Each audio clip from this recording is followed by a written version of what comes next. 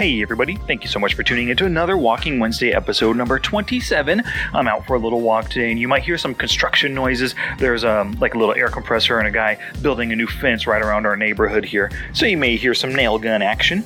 But what I want to talk to you today is about thinking 3 moves ahead. Now, chess players, what they say, I don't know how true this is, but they say that they can think ahead 10 to 15 to 20 moves ahead of time, right?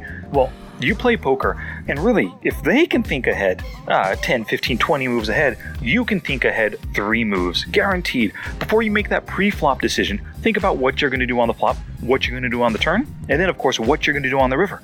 Now, you don't know, of course, what cards are coming, but you do know currently the card that you hold, the range of cards that you represent by the pre-flop play you make. You also know who your likely opponent is going to be, especially if you're 3-betting or you're isolating somebody, or, of course, if you're just calling their open raise out of the big blind, right? You also know a few other things. You know the current stack sizes right now, and you know what the pot is going to be once you make your pre-flop play. Because you know all of that information, you can start to game plan how you're going to play on the flop, the turn, and the river, based on the cards that come, and of course based on all that information I gave you. So let's say, for example, you're thinking about over limping in the small blind, right? You're dealt pocket 3s, let's say, and one person limped in an early position, the cutoff and the button called, and you're thinking about completing as well. Well, if you complete right now in the small blind, you've got 3 other players already in, you, and then most likely the small blind is going to be in too. He's not going to fold, of course. He's going to check or raise. Let's just assume he's going to check. Now you've got 5 players.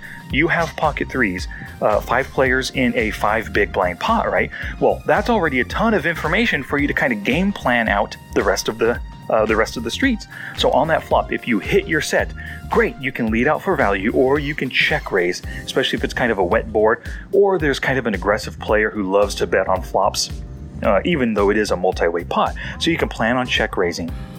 If you know that everybody at the table is super loose passive and no one's going to bet in this multi-way pot unless they hit something good, but a lot of them will continue with all their draws, great. If you hit a set of 3s on a 2-tone board, let's say, diamond, diamond, and a spade, you have pocket 3s. So there's possible diamond draws, maybe there's straight draws out there. Great, bet 3/4 pot, bet a full pot, bet 2/3 pot, whatever you think will get the opponents to call with their weaker hands.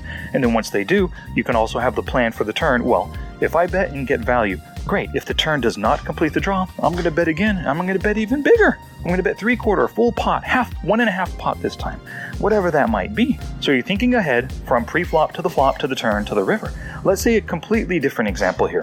Let's say you somebody limped in and you have king queen suited on the button, right? And you're thinking about isolating. Well, maybe the blinds are nitty. So if you isolate to 4, 5, or 6 big blinds, you think that original limper is going to call and the blinds are going to fold. Great.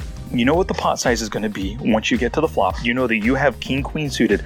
Plus, you can also rep all those bigger pairs. I mean, you have aces and kings. You have ace king in your range. All that kind of stuff because you ISO'd to such a big sizing, right?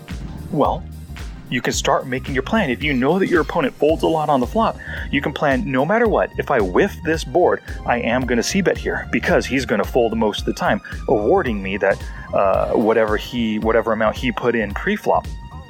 And that's a good outcome, right? Let's say you hit a top pair of a king or a queen and he folds a lot. Great, I know I'm going to c-bet anyway because I need to start building that pot.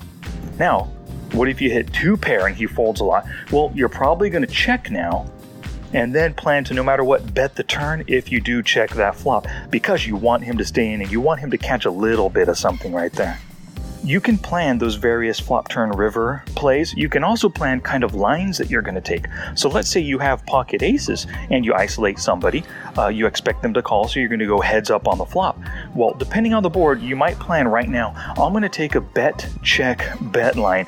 Depending on the board, if it's a really wet board, I'm going to slow play and kind of pot control on the turn so the pot isn't too big in case there's 3 to a straight or 3 to a flush out there. It'll allow me to have a better river decision, and I'll plan to bet the river if it doesn't come 4 straight or 4 flush, that kind of thing. So there's lots of planning that you can do. There's lots of thinking about future streets. Even from pre-flop, you can think all the way to the river. What are you likely going to do? Alrighty, y'all. Thank you so much for listening. I do appreciate your ears, and I appreciate that Patreon support. If you want to start supporting on Patreon, go to patreon.com/smartpokerstudy. And of course, you can pick up my newest book, Preflop Online Poker. Thank you very much again, and peace out, y'all.